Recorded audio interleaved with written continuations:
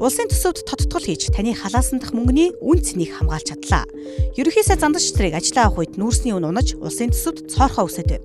Төсвийн цоорхоог нөхөхийн тулд иргэдийн нуруунд дээр ачаа нэмж татвараар дарамтлахыг хүссэнгүй. Харин төрийн зардлыг бууруулж төсвийг цоорхоогүй болгох шийдвэрийг засгийн газар гаргасан юм а.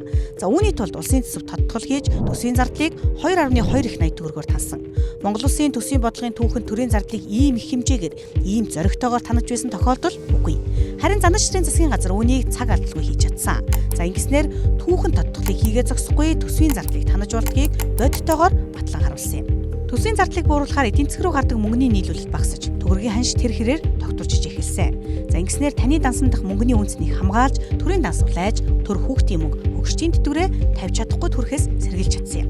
Хэрэв төсвийг богино хугацаанд тодтогоогүй бол инфляц 15% хүрч өсөхөр байлаа. Үүнийг энгийн үгээр тайлбарлавал өнөөдөр бидний 2600 төгрөгөөр авч байгаа атар талхны үн төсөв тодтогоогүй бол багадаа 3000 төгрөгт хүрч өснө гэсэн үг. Үүнээс гадна Америк доллартай харьцах төгрөгийн ханшийг хамгаалав. Өнөөдөр 1 Америк доллар 3600 төгрөгтэй тэнцэж байна. Хэрэв энэ оны төсөв тодтгол хийгээгүй бол төлсөн төсвөөр дамжин их хэмжээний төгрөг зах зээлд гарч тэр хэрээр гадаад валюттай харьцах төгрөгийн ханш сулрахаар байлаа. 1 Америк доллар 4000 төгрөгтэй тэнцэнэ гэж та бодоод үзээрэй. Энэ үед бидний сарын цалин таны идэвхжин дэх мөнгийг үнгүүд хэрэгслээс төсөв тодтгол хийснээр хамгаалж чадсан. 2025 оны төсвийн тодтголын үр дүн ач холбогдлыг бид төдийл анзаарч ойлгоогүй байх талтай.